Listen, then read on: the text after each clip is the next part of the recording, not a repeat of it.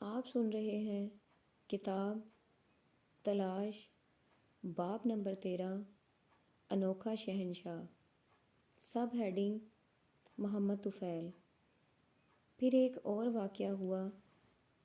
ایک روز میں گھر آیا تو پتہ چلا کہ کوئی صاحب چند قرآن چھوڑ گئے ہیں۔ دیکھا تو وہ قرآن بہت قیمتی تھے۔ ایک امریکہ کا چھپا ہوا تھا، ایک انگلستان کا۔ میں نے بیوی سے پوچھا کہ قرآن کون چھوڑ گئے ہیں؟ اس نے کہا اپنا نام بتا کر نہیں گئے۔ تقریباً 1 ماہ کے بعد وہ پھر آئے۔ ان کا نام محمد طفیل ہے۔ وہ ایک تعلیم یافتہ انڈسٹریلسٹ ہیں، قرآن کے پروانے ہیں، لوگوں کو قرآن اور اسلامی کتابیں بانٹتے رہتے ہیں۔ انہوں نے مجھے اسلامی کتابیں مہیا کرنی شروع کر دیں اور میں نے مطالعہ شروع کر دیا۔ پھر مجھے خیال آیا کہ کیوں نہ کسی پرچے میں قسط وار مضامین چھپواتا جاؤں۔ قومی ڈائجسٹ کے مدیر انور سدید میرے دوست ہیں۔ انہوں نے میرے مضامین چھاپنے کی حامی بھر لی۔ تو ڈاکٹر میں نے امانت علی سے کہا میں گزشتہ 3 سال سے اسلام پڑھ رہا ہوں۔ کتابیں لکھنے والے اونچی باتیں کرتے ہیں، علم چھانٹتے ہیں، دانشوری جتاتے ہیں، مصنف علماء کے لیے لکھتے ہیں۔ مجھے ایسے مبتدی کے لیے نہیں لکھنا۔ اسلام پر لکھنا میرے بس کی بات نہ تھی۔ مجھے یہ حوصلہ تھا کہ صرف کتاب لکھنے کی شرط لازم ہے، اس بات پر کوئی پابندی نہیں۔ کتاب کیسی ہو، ٹھیک ہو یا غلط، سرسری ہو یا بامعنی۔ سب ہیڈنگ باندھ کر مروایا۔ ڈاکٹر میری کیفیت بالکل ایسی ہے جیسے تذکرہ غوثیہ کے حکیم کی تھی۔ نقل ہے کہ ایک آدمی بہت غریب تھا، سارا دن دوڑ بھاگ کرتا لیکن مزدوری نہیں ملتی تھی، ملتی بھی تو معاوضہ اس قدر قلیل ہوتا کہ پیٹ بھر کر کھانا نصیب نہ ہوتا۔ وہ اس مشقت سے اکتا گیا، زندگی سے اکتا گیا۔ اس نے سوچا ایسے جینے سے مر جانا بہتر ہے۔ ایک روز خودکشی کے ارادے سے جنگل کی طرف چل پڑا۔ گلے میں پھندا ڈالا، لٹکنے کے لیے چھلانگ لگانے ہی والا تھا کہ عزرائیل نمودار ہوا۔ عزرائیل بولا میاں یہ کیا کر رہا ہے تو؟ تجھے نہیں پتا کہ خودکشی حرام ہے؟ وہ بولا جناب کیا کروں، پیٹ بھرنے کے لیے روٹی نہیں ملتی، بھوکوں مرنے سے تو خودکشی بہتر ہے۔ عزرائیل نے کہا اگر تجھے کھانے کو روٹی مل جائے تو خودکشی سے باز آ جائے گا کیا؟ مزدور نے کہا میں کیا پاگل ہوں کہ پھر خودکشی کا سوچوں؟ عزرائیل نے کہا اچھا تو حکیم بن جا، جب تو مریض کو دیکھنے جایا کرے گا تو ہم تجھے نظر آ جایا کریں گے۔ اگر ہم مریض کے سرہانے کھڑے ہوں تو سمجھ لینا کہ مریض کو شفا حاصل ہو گئی، پھر تو اسے کوئی سی پڑیا دے دیا کرنا، وہ صحت مند ہو جائے گا۔ اور اگر ہم مریض کی پائنتی پر کھڑے نظر آئے تو جان لینا کہ مریض کا وقت پورا ہو چکا ہے۔ عزرائیل کے کہنے کے مطابق مزدور حکیم بن گیا۔ اس کی حکمت اتنی کامیاب ہو گئی کہ شہر بھر میں اس کا چرچا ہو گیا۔ یہ خبر بادشاہ کو بھی پہنچی تو بادشاہ نے اسے آزمایا۔ آزمائش میں وہ پورا اترا تو بادشاہ نے اسے شاہی حکیم مقرر کر دیا۔ ایک روز حکیم صاحب خود بیمار پڑ گئے۔ پھر جو آنکھ اٹھائی تو دیکھا کہ عزرائیل ان کی پانتی پر کھڑے تھے۔ یہ دیکھ کر حکیم صاحب گھبرا گئے۔ انہوں نے سرہانہ اٹھا کر پانتی پر رکھ دیا اور خود رخ بدل کر لیٹ گئے۔ پھر جو دیکھا تو عزرائیل پھر پاؤں کی طرف کھڑے تھے۔ حکیم صاحب نے پھر سرہانہ بدل لیا۔ گھر والوں نے دیکھا کہ حکیم صاحب بار بار سرہانہ بدل رہے ہیں تو وہ گھبرا گئے۔ وہ کسی اور حکیم کو بلا لائے۔ مولج نے آتے ہی دیکھ کر کہا کہ سرسام کا دورہ پڑا ہے، ذہن معوف ہو گیا ہے، لہٰذا انہیں چارپائی پر باندھ دو تاکہ بار بار دیوانہ وار رخ نہ بدلیں۔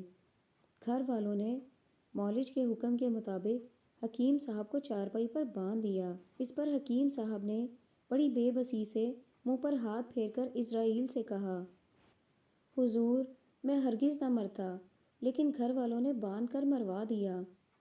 تو ڈاکٹر، یہی میری کیفیت ہے۔ اس موضوع پر لکھنے کی جسارت میں کبھی نہ کرتا، لیکن بزرگوں نے باندھ کر مروا دیا۔ سب ہیڈنگ وسعت ہی وسعت۔ ڈاکٹر امانت نے کہا، اچھا، تو تم 3 سال سے اسلام پڑھ رہے ہو، کیا اسلام کے متعلق کچھ پتہ چلا؟ کچھ پتہ نہیں چلا، میں نے جواب دیا۔ پہلے جب میں اسلام سے واقف نہ تھا تو کچھ پتہ تھا، اب بالکل ہی کنفیوز ہو گیا ہوں۔ مثلاً پہلے کیا پتہ تھا؟ اس نے پوچھا۔ مثلاً پہلے اسلام میری نظر میں ایک چھوٹا سا خوبصورت سا سنگ مرمر کا تالاب تھا، لیکن اب تو وہ بے کراں سمندر نظر آتا ہے، وسعت ہی وسعت۔ مجھے ایسا لگتا ہے ڈاکٹر، جیسے اسلام شالیمار باغ کے مانند ہو، جس میں کئی ایک تختے ہیں، ایک میں خوبصورت درخت ہیں، پارک ہیں، روشیں ہیں، دوسرے میں سنگ مرمر کی بارہ دری ہے، تالاب ہیں، فوارے ہیں، تیسرے میں جنگل کا سماع ہے۔ سچی بات یہ ہے ڈاکٹر کہ میں بات سمجھا نہیں سکتا۔ مطلب ہے جو میرے جیسے کلمہ گو ہیں وہ بھی مسلمان ہیں، جو نماز پڑھتے ہیں، روزے رکھتے ہیں، وہ بھی مسلمان ہیں، جو دنیا کو تیاگ کر عبادات میں مصروف ہیں، وہ بھی مسلمان ہیں، جو اسلامی اصولوں کے مطابق دنیاوی زندگی گزار رہے ہیں، وہ بھی مسلمان ہیں، اور جو اللہ کے عشق میں دیوانے ہو رہے ہیں، وہ بھی مسلمان ہیں۔ عجیب گورکھ دندہ ہے۔ سب ہیڈنگ بشریت اور ڈیوائن۔ عیسائیت کہتی ہے کہ اگر کوئی تمہارے منہ پر تھپڑ مارے تو اسے دوسرا گال پیش کر دو۔ یہ بات شریعت کے منافی ہے۔ اسلام بشریت کے منافی نہیں۔ اسلام کہتا ہے اگر کسی نے تم سے زیادتی کی ہے تو بے شک انتقام لو، یہ تمہارا حق ہے، لیکن صرف اتنی زیادتی کرو جتنی تم سے کی گئی ہے، اس سے زیادہ نہیں۔ لیکن اگر تم معاف کر دو تو یہ افضل ہے۔ ہر بات میں اسلام کا رویہ ایسا ہی ہے۔ اگر تم انتقام لینا چاہو تو تمہیں حق حاصل ہے، بشرط یہ کہ جن کی زیادتی تم پر ہوئی ہے اس سے نہ بھڑو، لیکن اگر معاف کر دو تو افضل ہے۔ اسلام بشریت کے تقاضے کو تسلیم کرتا ہے، لیکن ساتھ ہی بشریت سے بے نیاز ہونے کی تلقین کرتا ہے۔ ایک ہاتھ بشریت پر ہے، دوسرا ڈیوائن پر۔ اتنی وسعت ڈاکٹر کے حد ہے۔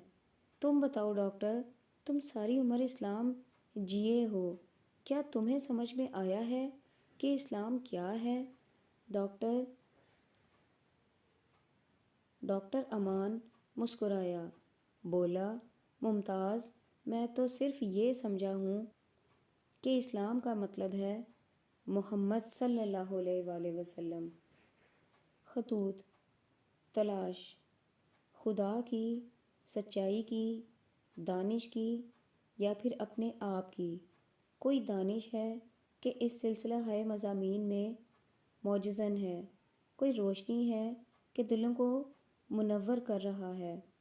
ممتاز مفتی اب ایک لیجنڈ کا درجہ اختیار کر چکے ہیں، مردوں میں ایک زندہ شخص اور زندوں میں زندہ دل۔ یہ سلسلہ تا دیر جاری رہنا چاہیے۔ محمد شفیع بلوچ، 18 ہزاری جنگ۔ ممتاز مفتی صاحب کا تلاش ان کی مخصوص ذہنی سوچ اور منفرد اسلوب کا حامل سلسلہ ہے۔ اللہ تا دیر ایسی تحریریں سپرد قلم کرنے کی توفیق عطا فرمائے۔ ورثے کی تلاش انتہائی دلچسپ تحریر ہے اور گزشتہ اقساط کی طرح قاری کو اپنی گرفت سے آزاد نہیں کرتی۔ یوسف خالد سرگودا۔ ممتاز مفتی صاحب کا مضمون تلاش سیکولرانہ جذبات سے لبریز اور غیر متوازن ہے۔ اس میں علماء دین پر بھرپور تنقید بانداز تنقید کی گئی ہے، انہیں جاہل، کور ذوق، زمانہ ناشناس، مفاد پرست وغیرہ جیسے اعزازات سے نوازا گیا ہے اور کوئی استثناء نہیں کیا گیا۔ معاشرے کے دوسرے شعبوں کی طرح اہل دین میں بھی یقیناً زوال رونما ہو گیا ہے اور نااہل افراد کی اس میں دو رائے ہیں، اور بحیثیت مجموعی اہل دین طبقہ علمی اور عملی اور سیرت و کردار کے پہلو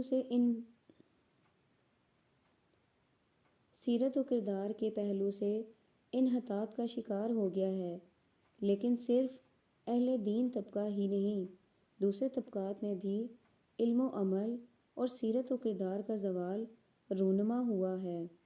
دوسری چوک جو مفتی صاحب سے ہوئی ہے یہ ہے کہ اس دور کے زوال دیدہ یا نام نہاد علماء کا موازنہ ان صوفیہ کرام سے کیا ہے جو صدیوں پہلے گزر چکے ہیں۔ آج کے نام نہاد صوفیہ کی طرف مفتی صاحب کی نظر کیوں نہیں اٹھی؟ کیا وہاں زوال و انحطاط نہیں ہے؟ اور کیا وہاں سیرت و کردار کا کوئی بحران نہیں؟ اگر محترم مفتی صاحب غیر جانبدارانہ نظر ڈالتے تو انہیں اندازہ ہوتا کہ بڑے بڑے جیوں اور عطر میں بسے ہوئے پرتکلف لباس میں کتنا تعفن ہے، وہ ان کے رونگٹے کھڑے ہو جاتے۔ محترم ممتاز مفتی صاحب نے جن علماء پر تنقید کی ہے وہ علماء نہیں، نیم خواندہ اور ضرورت مند لوگ ہیں۔ وہ بد کردار اور بے عمل ہیں، لیکن اس میں معاشرے کا بھی ہاتھ ہے۔ عام طور پر مسجد، اس کا نظام اور اس کی دیکھ بھال ہمارے پروگرام میں شامل نہیں ہوتی۔ جو طالب علم یا موقع پرست ضرورت مند روٹی اور چند ٹکوں پر آ جائے، ہم سمجھتے ہیں وہی ٹھیک ہے۔ شیخ امتیاز احمد، ملتان روڈ، لاہور۔ ممتاز مفتی صاحب کے منفرد سلسلہ تحریر کی دوسری کڑی دیکھنے کے بعد شدت سے انتظار ہونے لگا ہے۔ مواد کے انتخاب کے ساتھ ساتھ لے آؤٹ بھی قابل داد ہے۔ سرخیوں، تعارفی سطروں اور خاکوں کا انداز بہت بدلا ہوا ہے۔ تجزیاتی مضمون بہت فکر انگیز ہوتا ہے۔ البتہ جانبداری کھٹکتی ہے کہ ایک پارٹی کی صرف برائیاں گنوائی جائیں اور دوسرے کی صرف خوبیاں۔ ٹائٹل پر مجھے اعتراض ہے۔ خالد ہمایوں، لاہور۔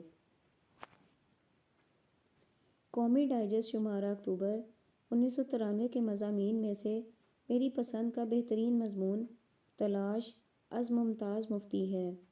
ممتاز مفتی کی تحریروں میں ایسا شفقانہ سچ ہوتا ہے کہ ان پر جھوٹ کا گمان ہوتا ہے۔